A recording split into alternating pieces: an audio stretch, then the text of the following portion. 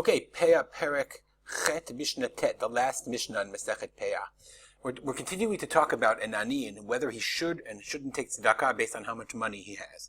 So the last time Mishnah we learned, we said that Mish Yeshlo Matayim Zuz, if you have Matayim Zuz, which the Bartenura said was enough to live for about a year, then Lo Yitolech Shikha Peh Umaser Ani. So Matayim Zuz is the base amount of wealth that an ani should have in order to not collect tzedakah.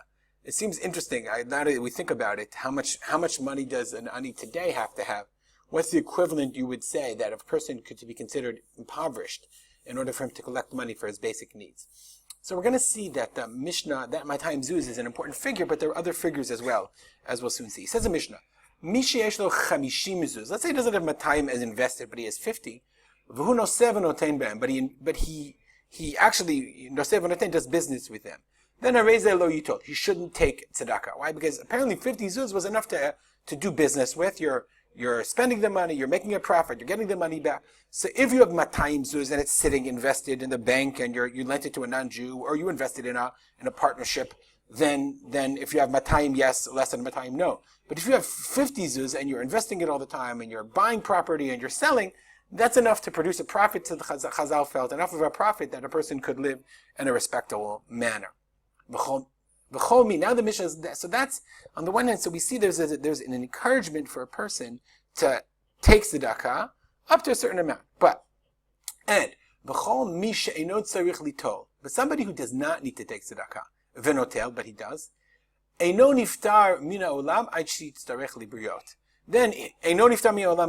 he won't die until he has to take tzedakah. I mean, the Mishnah says if you don't need tzedakah, but you live off tzedakah, there will come a time in your life when you need to take tzedakah. But the opposite is also true. If you need tzedakah and you don't take it, he won't die before ad sheyefarnes. The farnes means to support, until other people will be supported by him. I.e., if you need tzedakah and you don't take it, i.e., you push yourself hard and you don't take it, then there will come a time in your life where you'll have enough money that you'll be giving tzedakah to other people. The Mishnah continues, Va'alav HaKatuv Omer, Baruch HaGever sheyiftach b'Hashem v'ayah Hashem b'yiftacho. Blessed is the person who has faith in God, and God is his safekeeping, the foundation of his bitachon, his faith.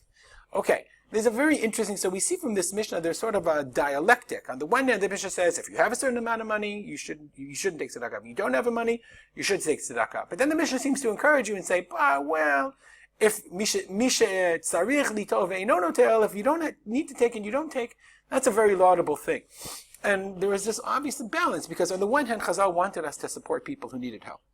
They wanted us to give money to people who needed tzedakah on the one hand. But on the other hand, Chazal wanted to encourage people to make an effort not to need tzedakah and not to live off tzedakah.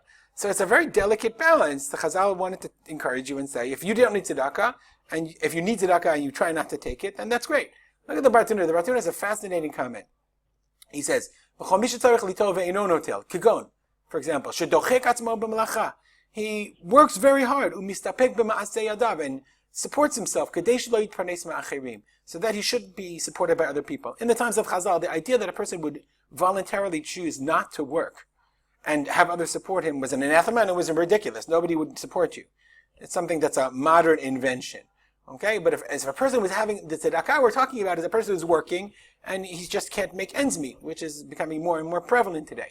Okay, so the Chazal tried to encourage that person, if you can support yourself, you can do with less and support yourself and work a little bit harder and make ends meet. That's very laudable. The Bartenura then adds, Aval, im ein ma'aseh yadav maspikin. If the amount of your work is not enough to support yourself, and he afflicts himself with a life of pain near death, meaning there's a limit. If it's too much, about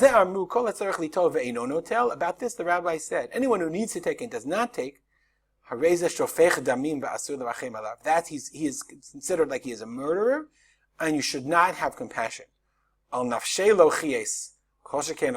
he's not compassionate on himself, certainly he isn't on other people. So very, very fascinating. So the Bartenura says, yes, we should encourage people to try to work. We should encourage them to try to be mistapek b'mu'at, to do it less. But there's a limit. If a person is mistapek to mu'at ad kedei kach, to the point where literally they're starving, literally they can't support their children, literally, that's not laudable. Now that's worthwhile of criticism, and that harezeh shofech damim, he's killing himself, could be killing his children as well. Okay, so that's the dialectic, the dichotomy of try not to take, and then he should take, and then he shouldn't take too much. And obviously, what's the answer? It's subjective. Use your judgment. Try to work. Try to make ends meet. And if you can't, don't be so proud that you're inflicting pain on yourself and your family not to take. The Mishnah continues. So now, by the way, it's very interesting. The Mishnayot, the general way of Mishnayot, many Mishnayot end with Divrei Agadah and things that are similar. So this section now turns away from Aniyim. The whole Masechet Peah deals with the Maaseh Aniyim given to the poor. So this last section deals with Dayanim. Somehow it turns to Dayanim. Okay, that the judge should act in an appropriate manner. So according to some Mefarshim, it really got copied. It wasn't the original Mishnah. But it's in our version, so of course we'll continue. Dayan shedan din emet lamito. The same is true, Baruch HaGeber, sheyiftach b'Hashem, vayam yiftacho, vayashem yiftacho, is true about a Dayan shedan din emet lamito, that judges properly. So the Mishnah continues. If you're not lame with one foot, velo suma, or blind, velo piseach, or lame with both feet, and you make yourself as if you're like one of them, i.e., you fake being lame, you fake being crippled, and you pretend to be in order to collect money. He doesn't die until he's like one of them, i.e., if you pretend to do something in order to invoke the compassion of other people, sooner or later it's going to happen to you. Shne'emar, tzedek, tzedek, tirdof. Tzedek, tzedek, tirdof. You should chase after tzedek, after righteousness. The Mishnah concludes, any judge who takes bribery, umateh tadin, and inappropriately perverts justice, eino met min hazikna ad she'einav gehot. He doesn't die from old age until his eyes become blurred, i.e., he becomes blind. That's the segula of the Mishnah. If you cloud judgment, your eyes will become cloudy. Shne'emar, as it says about a judge, v'shochad lo tikach, you should not take bribery, ki ashochad ya'aver pikchim v'yisalef divrei tzadikim, because bribery blinds those who can see, and it perverts the words of the righteous. Okay, so somehow the Mishnah ends off with this sort of additional quote about Dayanim, but the last Mishnah dealt with the notion that the challenge of, on the one hand, encouraging the ani to take tzedakah if he needs it, to try not to take it if he can avoid it, and to work and to try to find that balance in order of wanting to give and wanting to help, but also wanting to people to support themselves. All right, I want to dedicate this learning to the memory of my father, Harav Simcha ben Yitzchak Kalman.